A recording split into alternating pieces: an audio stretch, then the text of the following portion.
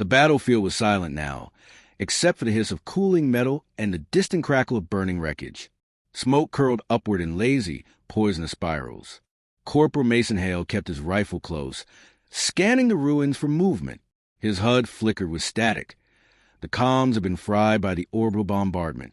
He had been cut off from his unit. And then he saw her. At first, Mason thought it was just another casualty, another heap of armor, torn and blackened. But when the figure moved, it wasn't a twitch of death. It was a stubborn, painful drag of someone refusing to give up. She pulled herself forward with clawed hands, the plating of her gauntlets leaving grooves in the scorched soil. She was an alien, one of the Sarr'kai, warriors, tall, muscular, covered in segmented armor that clung like an exoskeleton. Except from the waist down, she was gone. Her legs weren't there. For a second, Mason froze. He knew the Sarr'kai. He'd fought them. They had fought him. But he also knew the battlefield's ugly truth. Leaving her there meant letting her bleed out alone, surrounded by the stench of death. Her helmet turned toward him. Through the cracked visor, he caught a glimpse of slitted amber eyes burning with pain and defiance. "Go," she rasped. Her voice was deeper than a human woman's, but shaking. "Enemy." Mason glanced around. No med evac. No safe zone. Just fire and the slow death of an alien soldier whose own people were nowhere in sight. He took a step toward her. "Where's your squad?" Her jaw flexed. She didn't answer, didn't have to. If they'd left her here, they weren't coming back.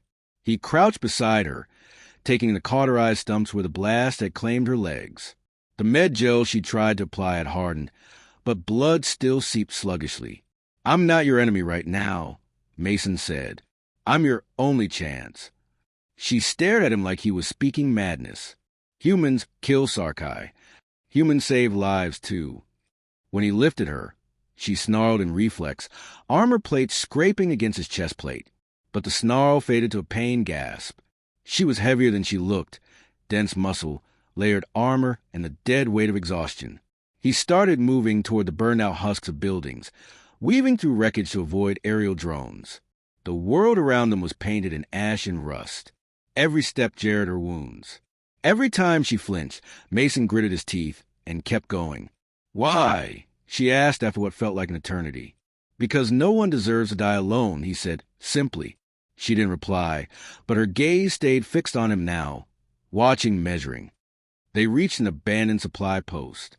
The roof had caved in, but the back room was intact enough to shelter in. Mason laid her down gently, pried open an old medkit, and began working. Her armor was fused to parts of her skin from the heat of the blast. Removing it made her tremble, though she tried to hide it. He'd treated soldiers before, but never Sarr'kai. Their blood was thicker, darker, almost black in the dim light. "You will be hunted," she murmured as he wrapped the stumps with antiseptic bandages.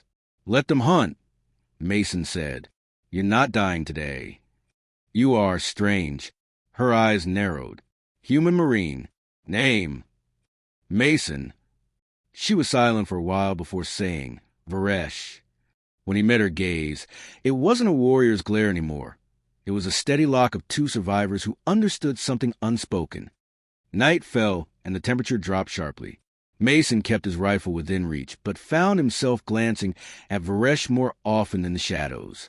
She dozed fitfully, waking at every sound, her claws twitching. By dawn, the enemy had started sweeping the ruins.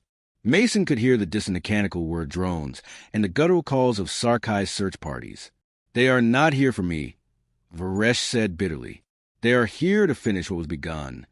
Then we move before they do." He fashioned a makeshift sled from a door panel and some wiring, securing her onto it. Every bump was agony for her, but she didn't complain. Her eyes stayed forward, scanning as if she could will a safe path into existence. Once, they ducked into a drainage tunnel to avoid a patrol. Mason crouched low, hearing the guttural Sarr'kai tongue echo above them. Varesh's clawed hand brushed his arm, not in fear, but as if to silently signal wait. When the sounds faded, she gave a sharp nod. "You trust me now?" Mason asked quietly. "I trust survival," she answered. But her eyes softened for just a second. Hours later, they reached the edge of the battlefield. Beyond was a jagged ravine, choked with mist from the river far below. Mason knew the terrain from training sims. There was a hidden human outpost down there. But as they began descending, a shadow dropped from the sky. A Sarr'kai aerial trooper landed in their path, energy spear leveled.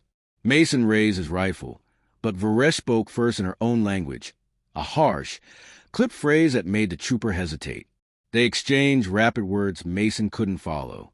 The trooper's eyes flicked to Mason, then back to Varesh, before finally retreating into the mist. "What did you tell him?" Mason asked. "That you are my prisoner," she said, "and mine to kill if I wish." He gave a dry laugh, comforting. Her lips curved, not quite a smile, but close. It worked! By the time they stumbled into the hidden outpost, Mason's muscles burned and his breath was ragged. Human medics rushed forward, and Varesh was quickly surrounded. One medic hesitated when he realized what she was. "She's with me," Mason said, voice leaving no room for argument. Days later, she was stabilized. She would never walk again without prosthetics. But she was alive, and she was still a warrior, her spirit unbroken. When Mason came to check on her, she studied him for a long moment before saying, "You refused to leave me. You carried me through fire. In my people's eyes, that is the bond." "What does that mean for us?" he asked. Her eyes gleamed faintly. "It means, Mason Hale, that you are no longer my enemy, and that I will not forget you." And she never did. Even when the war raged on and they found themselves on opposite sides again, there was always that unspoken truth. Once, on a battlefield of ash, a human marine carried an alien warrior when no one else would, and neither of them could forget.